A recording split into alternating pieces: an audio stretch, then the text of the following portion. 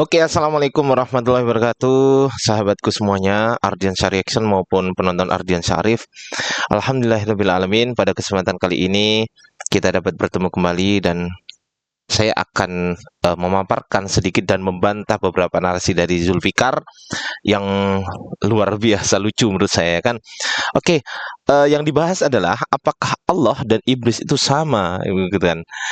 Kita jawab syubhat konyol ini ya gitu kan. Sebuah kajian untuk menanggapi Murtadin Zulfikar yang lucu, sangat-sangat lucu, saudara. Mari kita dengarkan sebentar. Kontradiksi yang seperti itu mungkin menjadi senjata mereka untuk menyerang orang Kristen. Padahal harusnya Oke. yang mereka serang duluan itu adalah orang Yahudi, Oh, Bapak Ibu. Mengingat orang perjanjian Yahudi. lama atau Tanakh merupakan kitab primer orang Yahudi sebelum orang Kristen Hmm, membagikannya. pinter. Kitab primer orang Yahudi. Yang pertama, Taurat hanya untuk Bani Israel. Ulangan 33 nomor 4. Musa telah memerintahkan hukum Taurat kepada kita, suatu milik bagi jemaah Yakub. Jemaah Yakub itu Bani Israel. Anda bukan Bani Israel. Anda siapa? Dapat dari mana legitimasi kitab ini? Nggak ada. Lah makanya itu jangan pakai kitabnya orang Yahudi, itu yang pertama. Kena sendiri kan, ngomong sendiri. Mikir dulu sebelum ngomong gitu kan. Oke, lanjut ya. Taurat hanya untuk Bani Israel. Mazmur 78 nomor 5. Kepada bangsa Israel ia memberi hukumnya, dan kepada keturunan Yakub perintahnya. Keturunan Yakub Bani Israel. Ia menyuruh nenek moyang kita mengajarkan kepada anak-anak mereka. Keturunan dia, keturunan Bani Yakub, Bani Israel. Anda siapa? Dapat dari mana legitimasinya? Oke, lanjut. Jadi luar biasa ya. Dalam Al-Quran pun demikian, teman-teman. Taurat hanya untuk Bani Israel. Al-Isra ayat 2. Oke, kita sebut ya, bismillahirrahmanirrahim. Wa atayna Musal kitaba wa ja'alnahu hudal li bani Israila alla tattakhidu min duni wakila. Kami memberi Musa kitab Taurat dan menjadikannya sebagai petunjuk bagi Bani Israel. Dengan firman Allah, maksudnya janganlah kamu mengambil pelindung selain aku. Tuh. Jadi uh, Taurat itu hanya untuk Bani Israel. Kenapa kalian ambil kitabnya? Oke, kita next ya. Oke, kita cek. Zulfikar mengatakan Nah, kalau begini. Bapak Ibu belum memiliki kemampuan tekstual Alkitab seperti saya, Hmm, ketemu dengan orang-orang yang seperti ini yang bertanya apakah Tuhan atau iblis yang menggoda Daud, yang bagi sebagian orang mereka menyimpulkan kalau begitu Tuhan orang Kristen itu adalah iblis. Karena enggak, Tuhan menggoda kita enggak Daud dan iblis juga menyimpulkan menggoda begitu. Daud. Saya nggak ngerti Maka dapat melalui referensi dari video mana dia. edukasi dalam channel tidak biasa ini Bapak Ibu, Saya nggak ngerti dia dapat narasi dari mana ya. Yang jelas, saya mengkritisi Zulfikar mengatakan saya memiliki kemampuan tekstual Alkitab. Ya, lucu aja. Dari kemarin-kemarin yang dibahas, coba kita buktikan ya, apakah dia mempunyai tekstual Alkitab. Kita cek. Ini narasi Alkitab Zulfikar. kita. Hmm. Pembahasan kali ini adalah Allah Subhanahu wa Ta'ala dan iblis itu sama-sama bertakhta di atas air dan Hmm. mengirim setan-setan untuk menggoda kafir. Nah, Hmm. apakah mereka mau mengatakan bahwa Allah Subhanahu wa Ta'ala adalah iblis, Bapak Ibu? Enggak. Untuk itu mari kita lihat dulu Bapak Ibu dalam Quran surat 11 Hmm. Hud ayat 7. Dalam terjemahannya dituliskan di Hmm. sana, dan dialah yang menciptakan langit dan bumi dalam 6 masa, dan Hmm. adalah singgasananya dalam kurung sebelum itu di atas air, dan seterusnya. Oke, kita tanggapi. Bismillahirrahmanirrahim. Surat Hud ayat ke-7. Bismillahirrahmanirrahim. Wa huwal ladzi khalaqas samawati wal ard fi sittati ayyamin. Gitu kan. Wa kana arsyuhu 'alal ma'i. Jadi di atas air tuh. Dialah yang telah menciptakan langit dan bumi dalam 6 masa, serta sebelum itu arsy-Nya di atas air. Kita akan bahas ini nanti, gitu kan.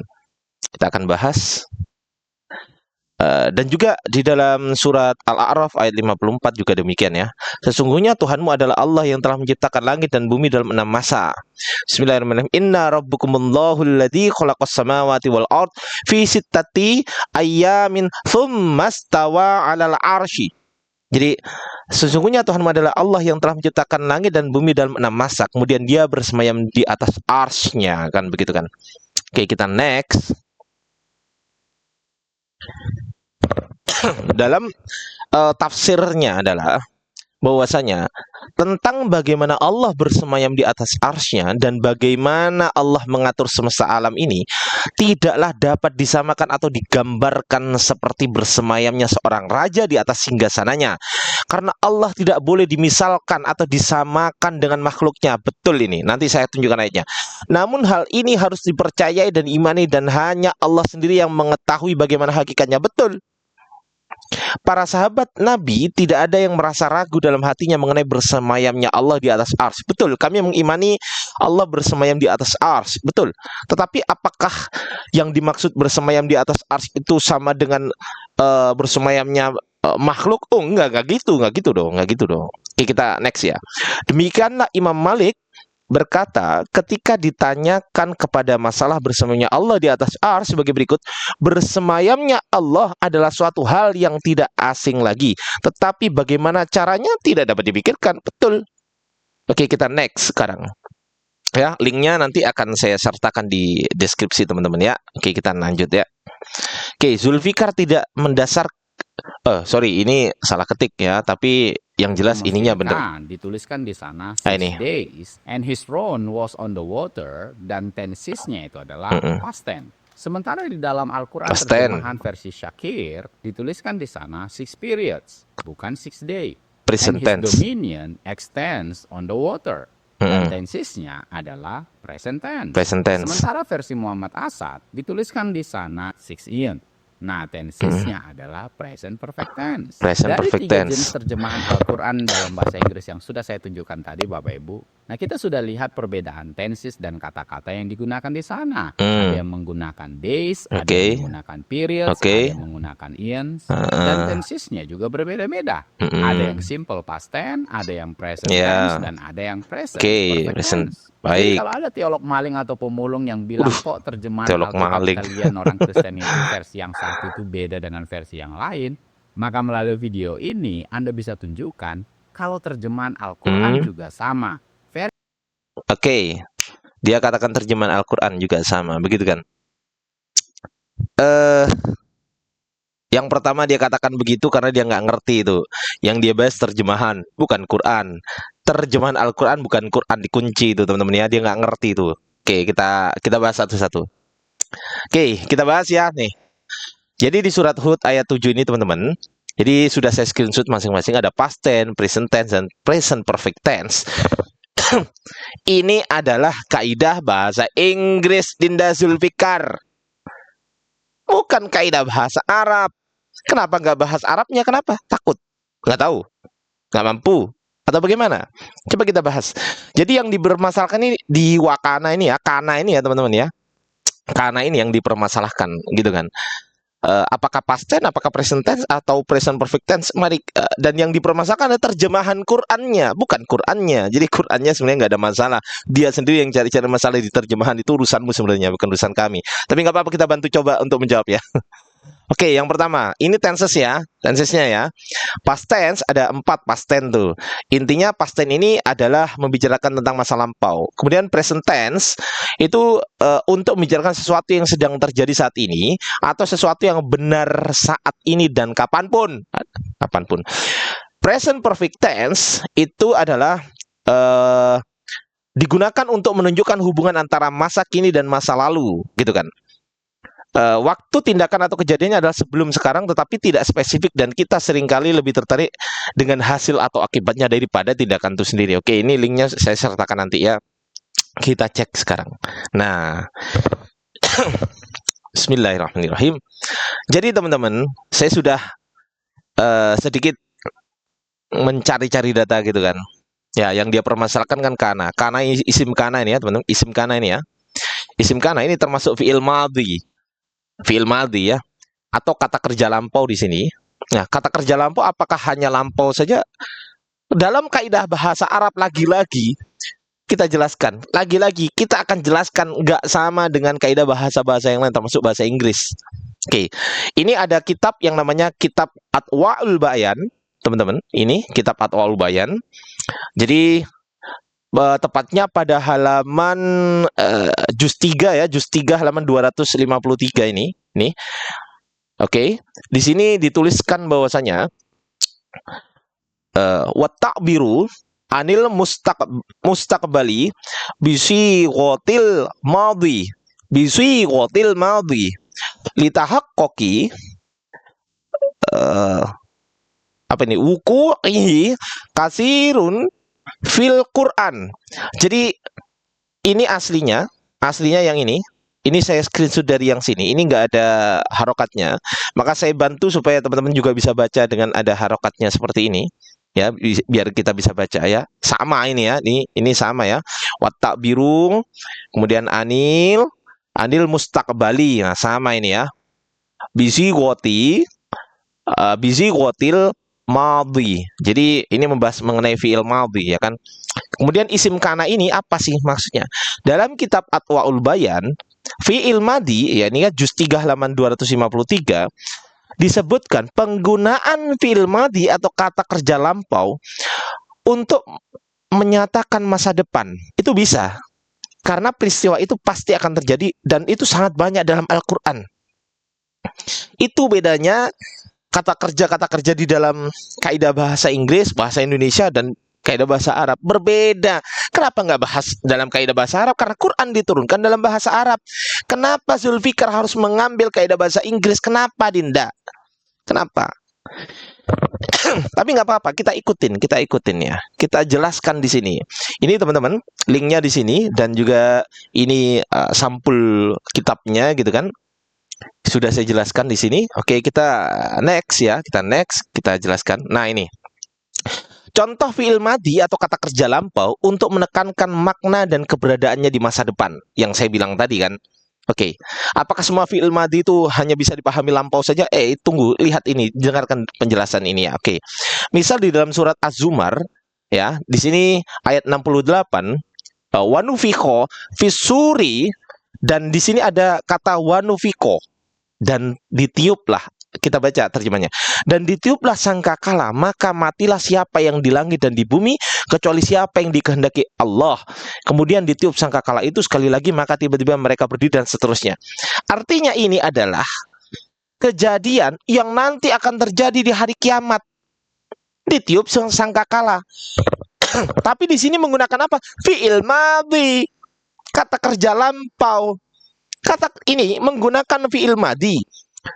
Jika kata kerja lampau dalam bahasa Arabnya, lalu apakah artinya bahwa sangkakala sudah ditiup dan semua yang ada di langit dan bumi sudah mati sejak dahulu? Ya kan enggak. Gitu loh. Jadi menggunakan fi'ilnya fi'il madhi, lampau. Tapi ini menekankan makna yang keberadaannya ada di masa depan. Dan itu betul.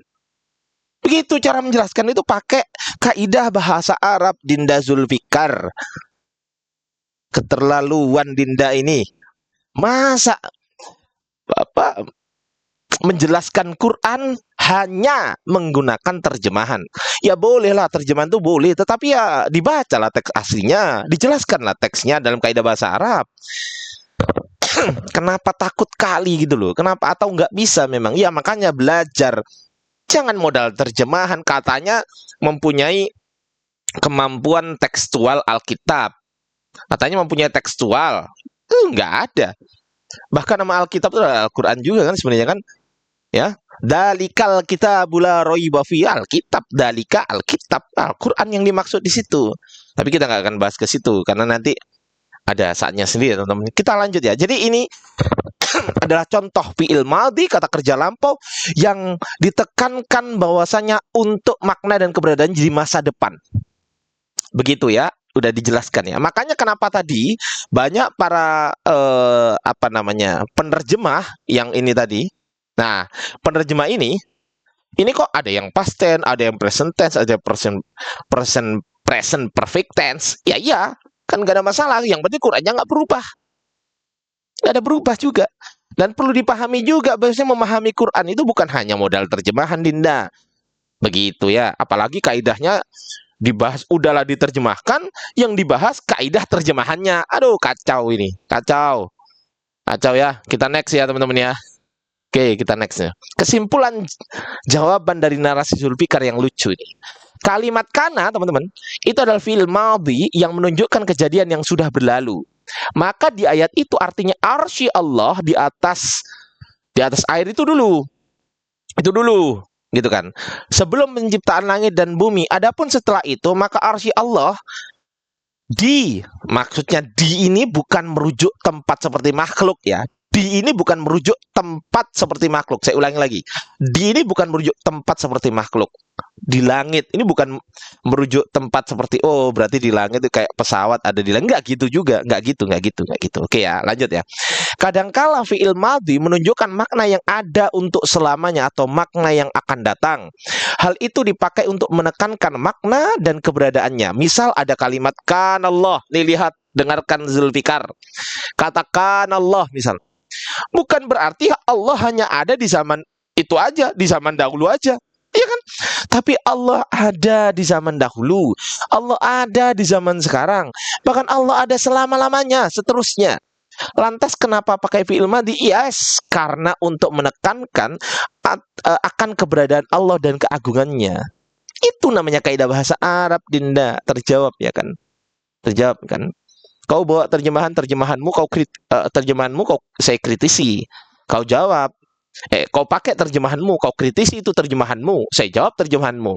Padahal Quran harusnya bukan dijelaskan hanya menggunakan terjemahan, enggak, tapi ya yang fair lah, Dinda. Terjemahan juga dibaca, original teks juga dijelaskan, harusnya begitu ya. Belajar lagi, Dinda Zul. Belajar lagi, Dinda. Ya, oke, kita next ya. Ini ya, terjemahan Quran bukan Al-Quran ya teman-teman ya. Udah saya terangkan terjemahan Al-Quran. Lanjut melalui Kementerian Agama.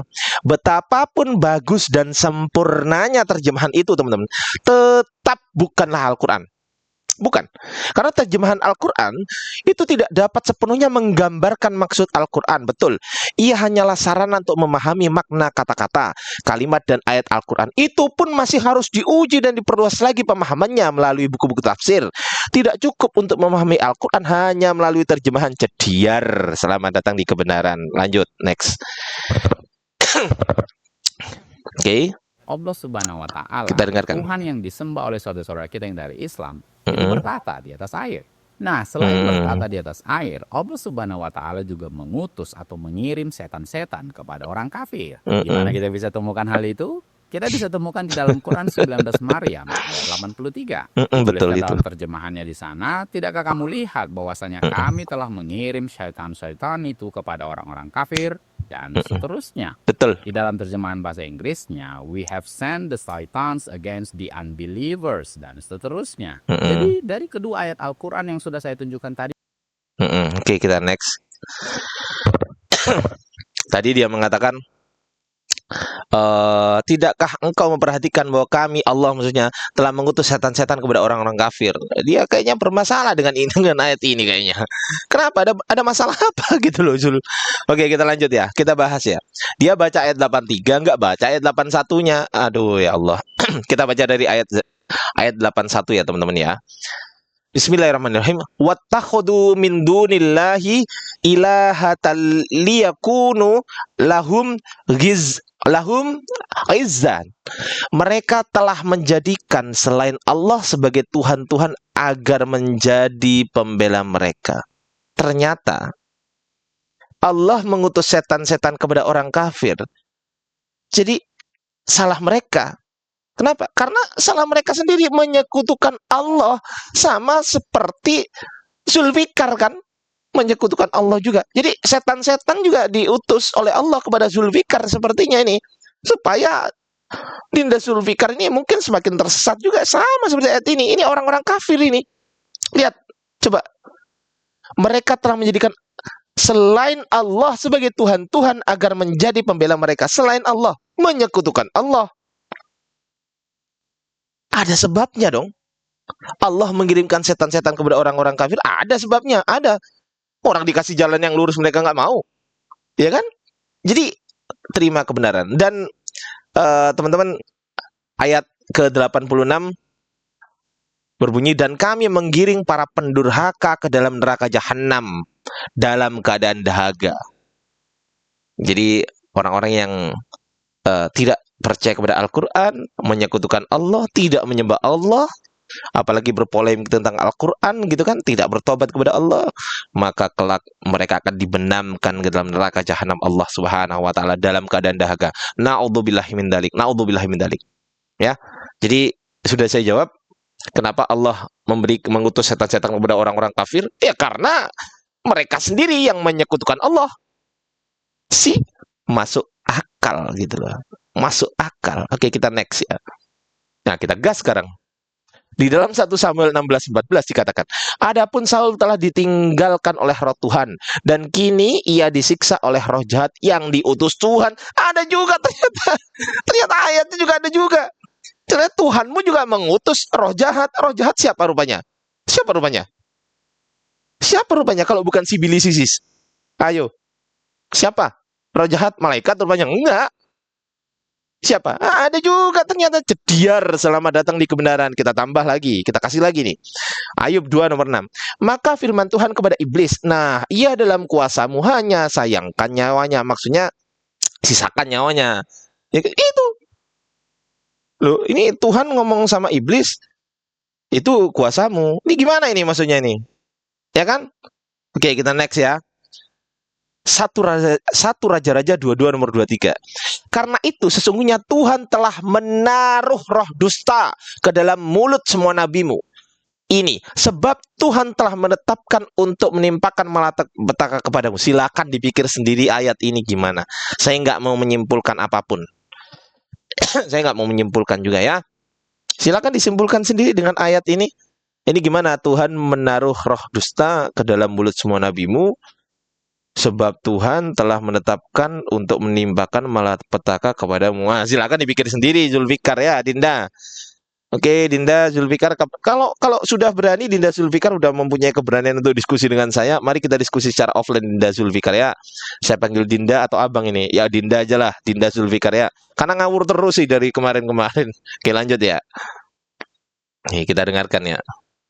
Allah Subhanahu wa taala itu bertakhta di atas air dan mengirim setan. Nah, sekarang mari kita komparasi ke hadis yang sahih, yaitu di dalam Sahih Muslim hadis nomor 5031 Ya, atau tahu hadis udah. nomor 2813 dalam Syarah Sahih Muslim. Tuliskan di sana, telah menceritakan kepada kami Utsman bin Abu Syaibah dari Ishaq bin Ya. Ibrahim, berkata Ishaq telah mengabarkan kepada kami, sedangkan Utsman berkata telah menceritakan kepada kami Jarir dari Al-Amasi, dari Abu Sufyan, dari Jabir berkata, aku mendengar Nabi Shallallahu Alaihi Wasallam bersabda, sesungguhnya singgasana iblis berada di atas laut. Dia mengirim bala tentaranya, kemudian mereka menggoda manusia. Yang paling agung bagi iblis adalah setan, yang paling besar godaannya. Baik. Jadi di dalam hadis Sahih Muslim kita lihat bahwa iblis bertata di atas air dan mengirim para setan. Dan kalau kita lihat terjemahan hadis Sahih Muslim dalam bahasa Inggris yang ada di perpustakaan kita ini, Bapak. Oke, terjemahan lagi teman-teman ya, terjemahan lagi teman-teman ya. Jadi selamat datang di terjemahan kan begitu kan, betul nggak Zul? Oke, sorry. Nah ini ya, kita dengarkan dulu dia. Dalam bahasa Inggris yang ada di perpustakaan kita ini. Nah, terjemahan lagi ya. Nih, aduh, sorry. Dalam bahasa Inggris yang ada di perpustakaan kita ini, Bapak Ibu. Kita cek nih, dalam perpustakaan dia. Di dalam literatur ini, Bapak Ibu, it was narrated that Jabir said, the messenger of Allah said, Udah kita baca, sorry. Gimana tadi? Dalam bahasa Inggris yang ada di perpustakaan kita ini, Bapak Ibu. Di dalam literatur ini, Bapak Ibu, it was narrated that Jabir said, the messenger of Allah said, Iblis places his throne over the water, and he sent out his meletakkan singgasananya di atas air, dan juga the one who causes the greatest amount of fitnah, tribulation, or temptation. Seterusnya, Iblis meletakkan singgasananya di atas air, dan dia mengirim para tentaranya. Nah, kalau kita bandingkan di dalam Al-Quran, Allah Subhanahu wa Ta'ala itu bertahta di atas air dan mengirim para setan. Di dalam hadis Sahih Muslim, iblis bertahta di atas air dan mengirim para setan. Allah Subhanahu wa Ta'ala dan iblis sama-sama bertahta di atas air dan mengirim para setan, Bapak Ibu. Dengan melihat ini, apa yang muncul di dalam pikiran Bapak Ibu semua? Yang muncul dalam pikiran saya adalah kau kurang sehat. Yang muncul dalam pikiran saya, kau kurang sehat, Dinda. Coba kita next, kita bahas ya. Kenapa dia kurang sehat? Ya coba Dinda. Pola pikir logika manusia normal akan membantah logika sakit Zulfikar. Kita bantah. Yang pertama, Allah Khalik, pencipta. Iblis, makhluk, ciptaan. Udah nggak sama. Satu. Kedua, Allah, singgasana Allah dengan singgasana iblis nggak sama. Kenapa? Karena Allah adalah laisa kamislihi syai'un wa huwa sami'un basir. Jadi tidak ada sesuatu pun yang serupa dengan Dia, Allah. Dan dialah yang maha mendengar dan maha melihat. Nggak ada sesuatu apapun yang sama dengan Allah. Kok disamakan dengan iblis? Ini adalah logika yang betul-betul cacat. Cacat dalam sebuah berlogika nih Dinda Zulfikar ini. Kemana aja Dinda, nggak belajar kemana aja gitu. Sejak jadi Islam tuh ngapain aja gitu loh. Innalillahi ya Allah. Yang pertama, iblis diciptakan dari api, Allah pencipta. Iblis diciptakan, nggak sama. Yang kedua, iblis tidak maha mendengar, Allah maha mendengar. Iblis tidak maha melihat, Allah maha melihat. Sama nggak? Enggak. Innalillahi wa inna ilaihi rajiun. Dinda Zulfikar ini gimana pola pikirnya ini? Saya tuh kadang heran loh. Masa singgasana makhluk disamakan dengan singgasana Allah? Singgasana Allah laisa kamislihi syai', nggak ada yang tahu seperti apa. Nggak ada yang tahu. Kau katakan di atas sama dengan kau samakan dengan iblis gitu. Apakah sama? Apakah sama? Apakah sama? Narasimu ke arah situ. Narasimu ke arah situ. Silakan dipikirkan sendiri. Saya juga begitu. Silakan dipikirkan sendiri. Sama. Oke ya, nih kesimpulannya. Logika sakit Zulfikar tidak akan mampu memahami Al-Quran. Kenapa? Karena Al-Quran hanya untuk orang-orang yang berpikir dan waras, teman-teman. Mari kita baca surat Al-Mulk ayat ke-89. Bismillahirrahmanirrahim. Takadu tamayyazu minal ghaid kullama ulqiya fiha faujun sa'alahum khasanatuha alam ya'tikum nadhir qalu bala qad ja'ana nadhir faqadzabna wa qulna ma nazzalallahu min syai'in in antum illa fi dhalalin kabir. Neraka itu hampir meledak karena marah. Setiap kali ada sekumpulan orang-orang kafir dilemparkan ke dalamnya, penjaga-penjaganya bertanya kepada mereka, tidak pernahkah seorang pemberi peringatan datang kepadamu di dunia? Maksudnya, kata mereka menjawab, pernah. Sungguh seorang pemberi peringatan telah datang kepada kami, tetapi kami mendustakannya dan mengatakan Allah tidak menurunkan sesuatu apapun. Para malaikat berkata, kamu tidak lain hanyalah berada dalam kesesatan yang besar. Dinda Zulfikar, bertobat Dinda. Bertobat. Ya, minimal beranilah mentalnya menghadapi saya diskusi offline. Minimal ya kan, minimal. Oke, lanjut ya, next. Oke, teman-teman, semua link dan sumber yang ada di dalam video ini sudah saya letakkan kepada deskripsi video yang ada di YouTube gitu kan. Jadi teman-teman bisa buka sendiri, bisa ngecek sendiri apakah data yang saya sertakan ini apakah data buatan Ardian saya. Enggak, bukan buatan saya, bukan teman-teman, enggak. Ini sumber literasi ya. Bukan saya buat-buat sendiri, oke ya. Jadi teman-teman, thank you yang udah nonton. Dan jangan lupa di subscribe channel YouTube kami, Ardian Syarif. Adalah channel diskusi lintas agama secara live, insya Allah setiap hari gitu kan. Kemudian Ardiansyah Reaction, ini adalah video reaksi lintas agama seperti yang saat ini Anda tonton. Terima kasih saudaraku, dan mohon maaf jika ada kata-kata yang kurang berkenan. Saya hanya mereaksi, saya hanya berpendapat mengenai Zulfikar. Saya hanya mereaksi karena ada aksi dari Zulfikar. Jadi ada aksi, ada reaksi, ada aksi, ada reaksi. Begitu teman-teman ya.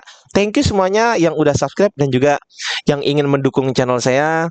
Silakan, di sini sudah ada kalimat yang berjalan. Silakan didukung bagi yang berkenan. Bagi yang tidak berkenan juga tidak ada masalah. Oke, terima kasih. Saya akhiri, akhirul kalam. Wassalamualaikum warahmatullahi wabarakatuh.